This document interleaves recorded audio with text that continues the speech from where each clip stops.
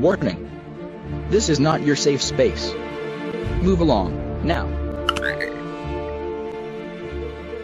I think now we have a plan that's going to be great, but we're not talking about it until after taxes, and then we take care of health care. Then we will have done tax cuts, the biggest in history, health care, phenomenal health care. I know you don't want this. Welfare reform. Does anybody want welfare reform? Locked up and accused of taking your money, Athens Clarke County police arrest 2 men who they say stole tens of thousands of taxpayer dollars over a 5-year period, and one of those men worked for the government. Tonight News Edge reporter Claire Sims has exclusive details on the investigation. 2 men, 5 years, and tens of thousands of dollars of taxpayer money. It is frustrating. You know, we are entrusted to be good stewards of taxpayers' dollars.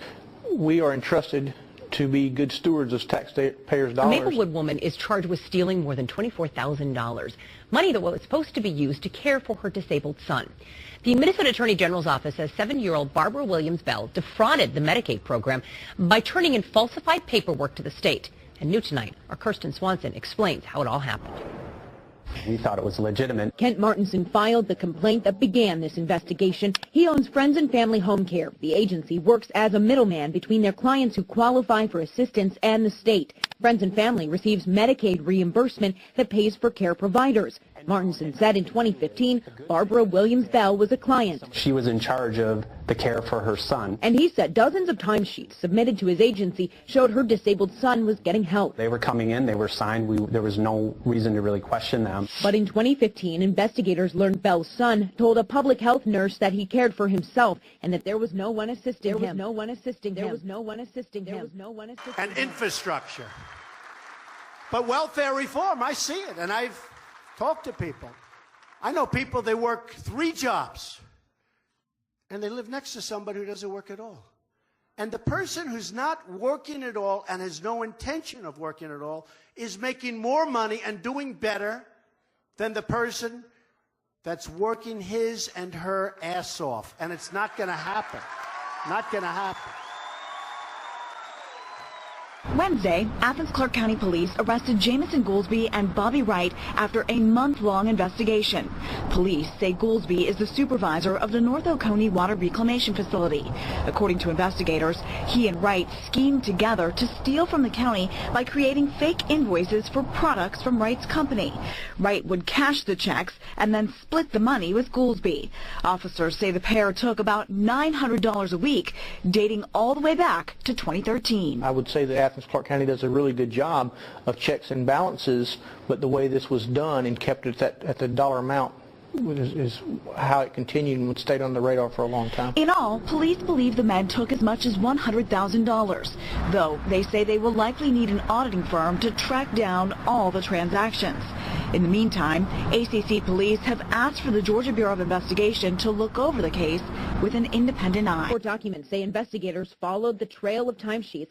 They say Bell forged the documents using the personal information of a woman who'd worked with her before. She took somebody's identity and she used that and she took the money from the system. The state's Department of Human Services accepted those claims. The Minnesota Attorney General's office says in total, the state shelled out more than $24,000 in Medicaid money for services that never happened. The AG says Bell personally got more than $18,000 of it. Are you Barbara? Yes. My name is Kirsten Swanson. I'm with Channel 5. Thursday, we found Bell at her Maplewood home and asked her about the situation. I have never committed fraud. I have never stolen or anything.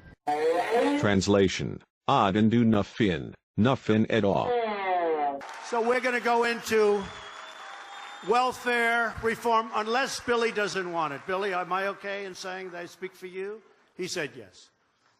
It's still an ongoing investigation, and that's why we've asked the GBI to also assist in this investigation for transparency, to show that we're doing everything right to get to the bottom of this. Both Goolsby and Wright face charges of felony theft by deception. Martinson said after blowing the whistle, his business was also left victimized.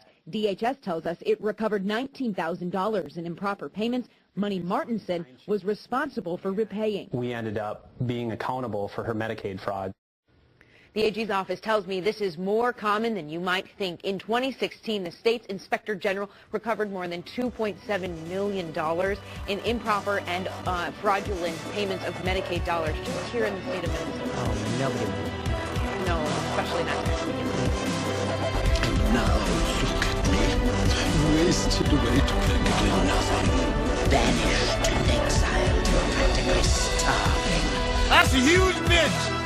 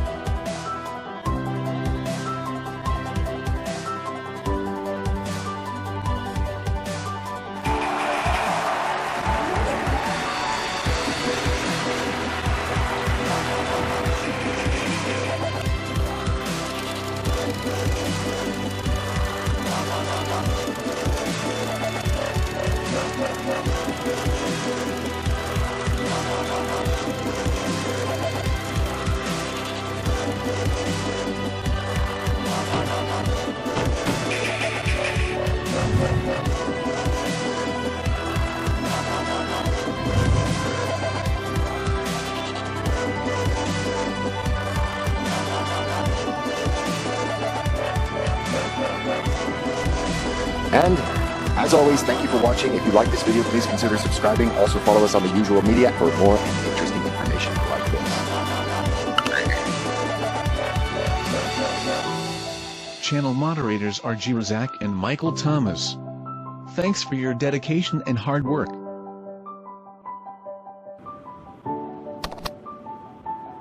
Fight their asses!